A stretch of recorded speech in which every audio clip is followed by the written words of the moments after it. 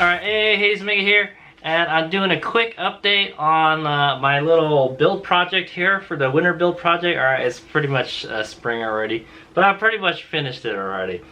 So I just got back from the Stateline Supermoto challenge. Alright, 2022 is the last time that we're going to do it, so I had to go do it. Well, I had to go watch that awesome racing. Alright, the main reason is I went to go watch, but I did go race, okay? So, and I didn't get the track wheels ready yet. Alright, the track wheels, they're sitting on my wheel stand over there. I still got to finish tightening up the spokes. I might take it to somebody to have him finish it, alright? Because Hades Mega kind of doesn't know what he's doing. But yeah, Hades Mega was going to build a set of track wheels with slicks on them so we can get more grip, so we can keep up with those faster bikes. What I've noticed is so what I've noticed from this weekend's racing, last weekend's racing, it wasn't that hot too, so the bike ran pretty good, is that the bike is really fast, but it doesn't turn as fast as the other bikes, even though it's lightweight. Yeah, man. But the surface that we were riding on was pretty beat up, and I was afraid it was just going to go sliding all over the place. Yeah, riding on that course, okay, it was a parking lot that was all beat up and stuff, sorta. It doesn't inspire confidence, that's what I say. But anyway, I wanted to give an update on the suspension setup, alright? I haven't caught up with the videos, guys, sorry. I did take it to Metcalf one time and rode it off-road with this setup, with the 16-inch and 19-inch setup. And I raced it once for that Supermoto race during the weekend, and I did take it to Redrock Canyon to go riding, and it was like a rock garden riding, alright? So really like lots of rocks and stuff. Okay, not easy riding, alright? Hard enduro stuff, alright? Yeah, I would say it's hard. I would count that as hard enduro. I will have those videos up later, but I just wanted to give you an update on the state of the bike. I've got a hair scrabble race coming up on Saturday, alright? And I was trying to get the bike prepped for it, and I noticed one of the spokes are bent on my new 16-inch wheel, alright, and I did notice quite a few of the spokes were loose, alright, so that's been kind of a reoccurring theme here, alright. So the my Supermoto wheel here, let's take a closer look at it. Okay, so my Supermoto wheel here, you'll notice, is missing a spoke, alright. It pulled the spoke out of the hub, alright. This is what happened. I have the spoke right here, okay? Alright, so what happens is if your wheel takes a hard enough impact, I think it pulls these spokes out, alright? I've had this happen to my stock dirt wheel, alright? And it's somewhere in the, yeah, you'll see there's nothing there in the hub, okay? Hopefully the hub is not damaged. I hope not. Alright, but see how the head is supposed to be, it's supposed to be flat, it's supposed to be like peened looking. This one is like kind of round looking, so it just pulled it out is what happened. Okay, you can see, oh look, it's like it's cracking right here. See, so no bueno. All right, so I had that, I had this, all right, and the spokes get loose. That's kind of Hades Omega's bad. Stan 3535 said that you should like for the first 3 rides you should be checking your spokes to see if they're tight and tightening them, okay? And like that's what I had been doing, okay? until we rode Redrock Canyon, all right? And I rode the piss out of the bike, all right? That's kind of my fault. I probably should have checked the spokes before, you know, but yeah, I rode it really hard. I even got like rock dings on the wheel and stuff, so it's got battle scars on it already. But hey, this setup works great. I like this 1916 setup. I think it's here to stay. I think it's perfect for Hades Omega is what I want to say, all right? But anyway, yeah, I've been having problems with the spokes. So this happened the first day of race, first day of practice. I noticed this thing pulled out. All right, And we were riding on a track with like a legit motocross course with like big jumps. We were doing like big jumps with the light beam, man. And I noticed the bike, it hits really hard, man. It's really jarring when you land it really hard. Okay, I couldn't clear those jumps. So I'll say, all right. And the lips of the jumps are like, they just go straight up. So you just get a lot of air and then you go down real hard. All right. And by the end of the weekend, I'd say I kind of got the hang of it, but yeah, it's still very jarring when you hit the thing. So that leads me to believe that the Rockshox shock, the spring I bought, is way too stiff, all right? And that's the way it's been like the whole time, all right? Fortunately, we haven't broken any of this new stuff, which is good. That's the reason why we got it, right? It's to so it'll be stronger, all right? That's why we got the Warp 9 stuff. So, but this works fine, all right? If that's what you got to do to get it to fit with the stock sealing washers, all right? Also, what leads me to believe that this spring is too heavy for me. All right, this is a 500-pound spring. I thought it would be okay because we were running like 430. I guess the Rockshox springs, just, you know, maybe they're a little too stiff is all I'll say. I've had this come loose on me. Okay, so I'm going to kind of give a little review about the Rockshox Vivid R2C here. Okay, at the same time. So I think this 500-pound spring, too heavy for Hades Omega. My buddy Jeremy, I had him sit on my bike, and he was like, you know what? I think this spring is probably fine for my weight, and he weighs like more than like 250 pounds or something. He's a big dude, and he said like, yeah, you know what? I think your spring, and I only weigh like 180, 170 pounds, so yeah, I think I need a much softer spring. All right. I have the 300-pound spring, but I think that's going down too low. I would go with like a 400 or 450 spring. So I think what Hades Omega is going to do is we're going to pull this shock off, and I will go order a 400 and a 450-pound spring, maybe even like a 350. The good thing about this shock is the springs are cheap, all right? They're less than 50 bucks, all right? The only problem is they're hard to find. I have to import them from like Poland or something. All right, so that sucks. I still haven't been able to find any of these domestically, which sucks. Okay, what the heck, Rockshox? Also, I've been noticing this spring touches the body. See, it's all scratched here. See, the shock body's all scratched. Yeah, the spring like moves around and stuff a whole lot. So I don't know. I don't like this spring. It's hitting the reservoir too. Okay, I can see. Yeah, you see the reservoir. It's got some scratches back here. I noticed my spring start developing all these scratches and stuff all over it. Okay, so you know what, Hades Omega, kind of not a big fan of this Vivid R2C. All right, yeah, I think I might just chuck it. I'm not sure, but we'll try with a softer spring. But it's just not a good shock. I don't think it's a good shock, man. The reason Hades Omega wanted to go with the Rockshox is that people, there's bicycle shops and stuff that know how to service these. Whereas the Fast Ace shock, nobody knows how to do that, all right? Because there's no like parts for it.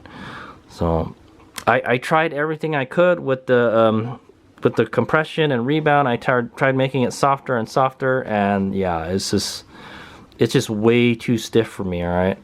I definitely need to soften it up more. So I think what we're gonna do is I'm gonna put the old shock back on, all right, and then try it out with the new fork, all right? This Dorado forks are excellent. I like them, all right? They're super plush. If anything, it might be a little bit too plush for Supermoto, but man, it soaks up everything fine. So I'm hoping that when we soften up the rear, that it'll kind of match the front a little bit. So now I'm having the opposite problem. The front is not beating me up, but the back is beating me up, where, you know, and I can feel it in my legs, all right? And this stuff is happening, all right? The spokes are getting loose.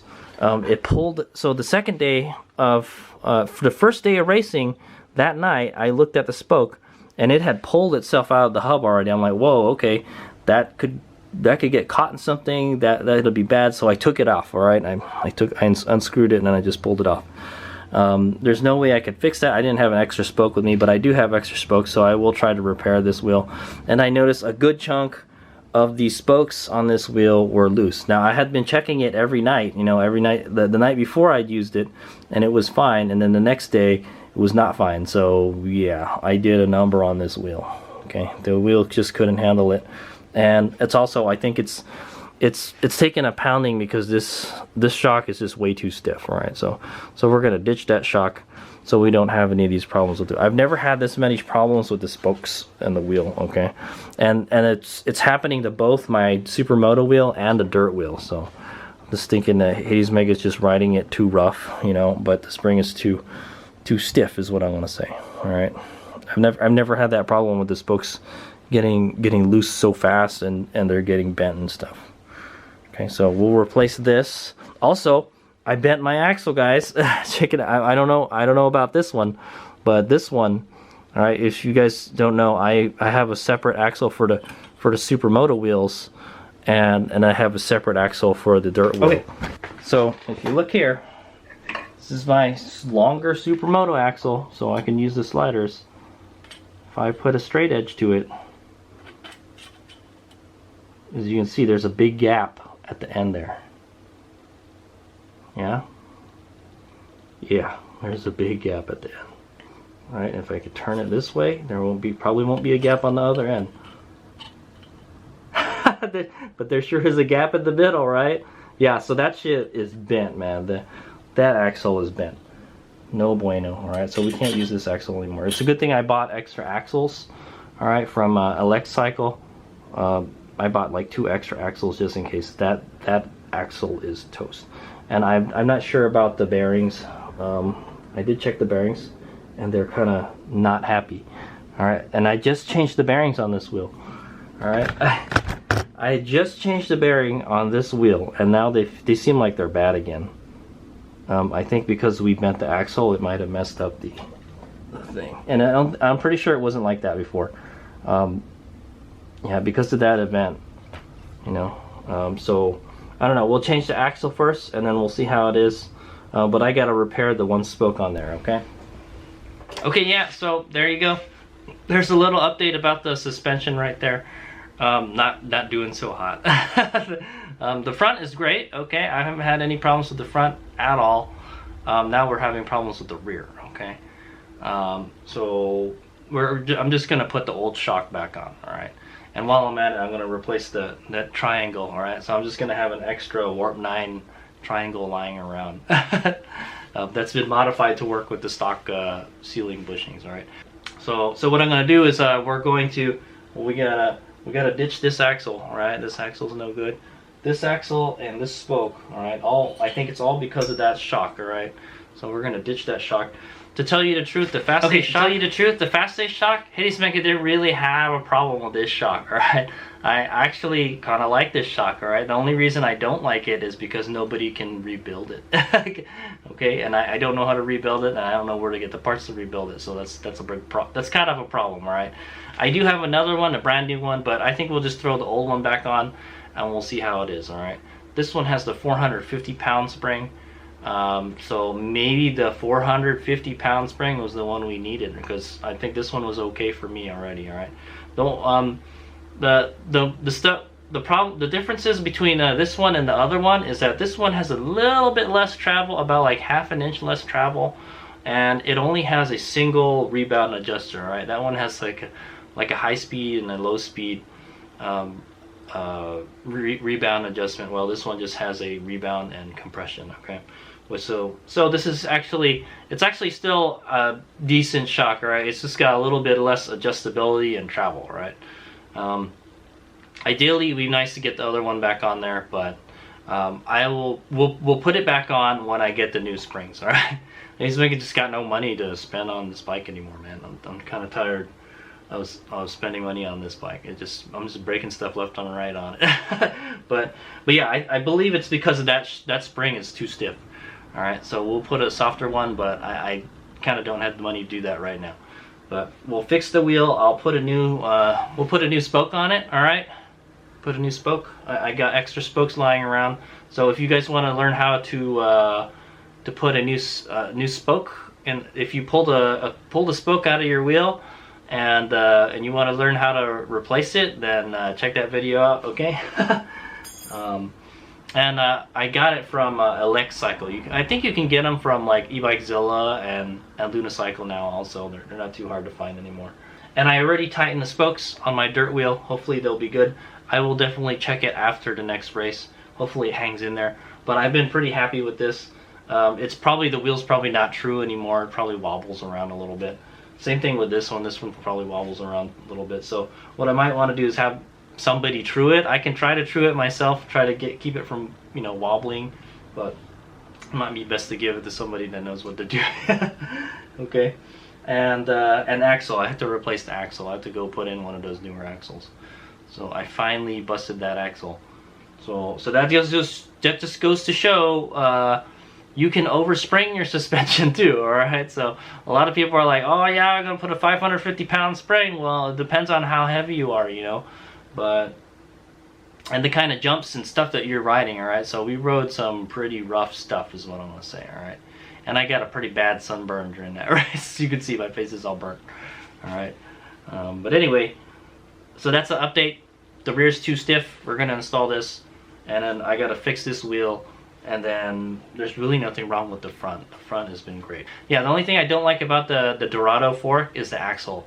It's not as easy to install as the as RST fork axle. Okay, there's like 4 bolts, and there's like 5 bolts that you got to tighten, and they don't like to line up properly and everything. So it's much more of a hassle to swap the wheels on the Dorado, unfortunately.